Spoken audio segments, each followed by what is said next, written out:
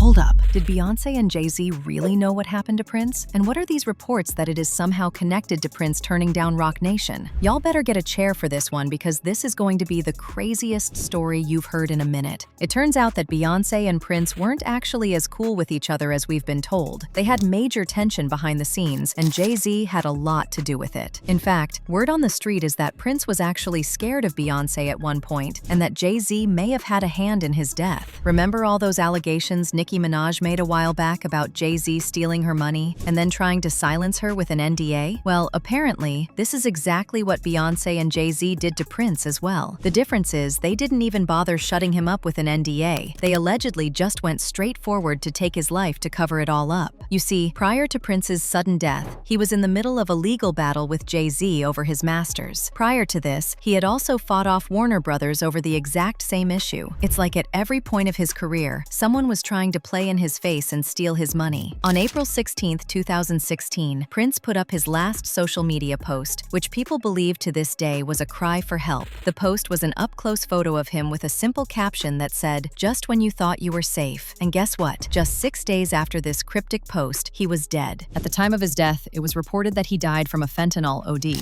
But with everything coming out now, people are speculating that there's more to the story than the BS we're getting fed. Even before Prince's body could turn cold, Jay-Z was already putting up a $40 million to buy the catalog of his unreleased music, so he could exclusively put it on Tidal and make money off of it. The man literally just died, and Jay and Beyonce were already making moves on how to make money from him. You cannot make this up. Apart from literally outbidding all the other offers on the table, Jay and Beyonce even went as fast as flying out Prince's sister Tyla and her husband Maurice Phillips to New York for a meeting so they could convince them to sell. Apparently, Jay also wanted to buy the rights to put Prince's already released music on Tidal so he could make some bank from those nostalgia streams folks give to artists when news breaks of their passing. Unfortunately for him, none of that was enough to fool Tyka into selling. I created it, so I felt like it should belong to me.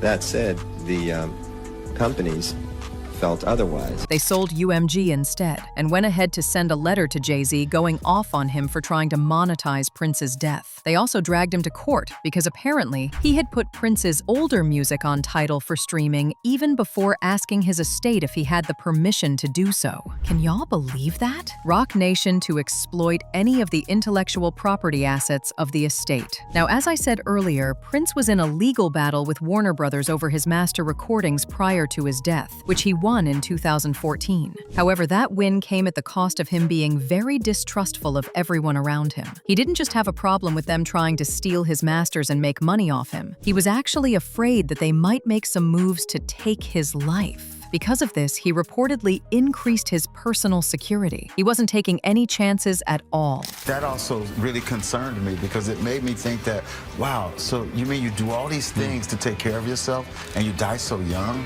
Word on the street is there was a deliberate effort by some powerful people in the industry to take Prince out so they could buy his estate and profit millions from it. At the time, Jay-Z wasn't part of the suspected people who wanted to do this, but soon enough he was, and people started side-eyeing him. Remember what I said earlier about Prince's estate suing Jay-Z? Well, that wasn't the full story. However, the story definitely gets shadier when you actually hear the full story. When Jay-Z first launched Tidal, he was pushing the whole narrative that this was a streaming platform made by the artists for the artists. Because of this, he succeeded in getting a lot of artists, including Nicki, Rihanna, Alicia Keys, and so many others to invest into it and have a 3% stake. Prince didn't invest into the company, but Jay-Z and Beyonce managed to fool him into signing a contract in which his album Hit and Run Phase 1 would stream on Tidal exclusively for 90 days before going on other platforms. However, towards Prince's last days, he found out that Jay-Z was just as greedy and money-hungry as the other music executives he already had to deal with earlier on in his career. People claim this is one of the major reasons his estate refused to sell to Jay. Prince was not messing with him and Beyonce towards the end of his life, so allowing them to have ownership of his music after his death would be a huge slap in the face. Now, even though Prince was mostly interacting with Jay-Z, he was reportedly also beefing with Beyonce behind the scene.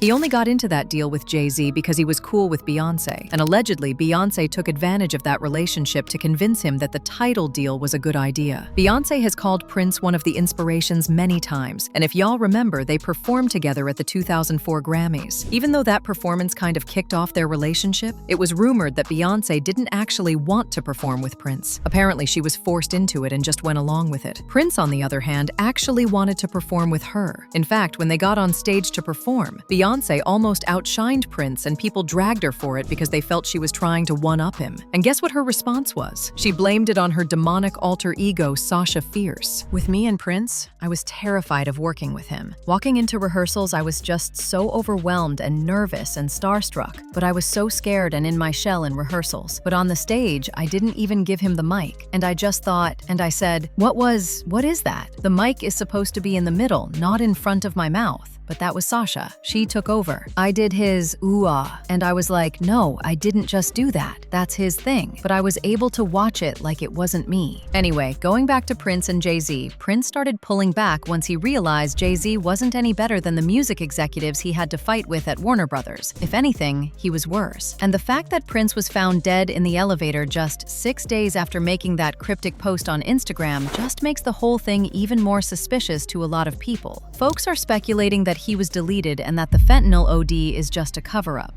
If they weren't going to make money off him while he was alive, what's a better way than unaliving him and then buying the rights to his music? And let's not forget the shady lyrics in that freestyle Jay-Z made after Prince died. Prince left his masters where they are safe and sound. We are never gonna let the elevator take him down. As usual, people had their own thoughts. Like this person who said, I was confused when they said Prince died of a fentanyl overdose because throughout his life he was so careful about what went into his body. Everyone around him said they never saw him do drugs and he only did prescription medicine for pain during his later years. They would swear that he would never have taken fentanyl on his own. Just saying. Another person said, that man didn't die of a fentanyl OD, he was deleted. But now I want to know your thoughts. What do you think about Jay-Z and Beyonce allegedly having a hand in Prince's death? And do y'all really believe that Prince was targeted because they wanted to make money off him? Let me know your thoughts in the comment section below. And don't forget to click here to this other video.